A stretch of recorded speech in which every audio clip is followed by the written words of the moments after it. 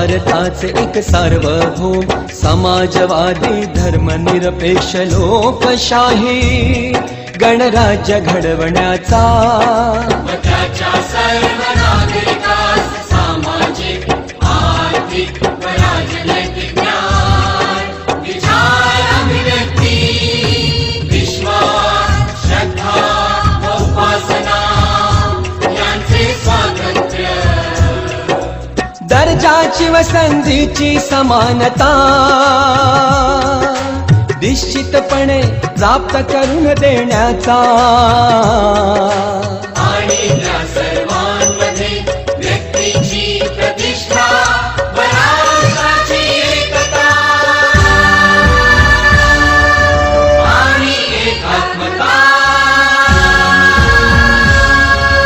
यांचे आश्वासन देणारी बंधुता प्रवर्धित करण्याचा संकल्पपूर्वक निर्धार करून आमच्या संविधान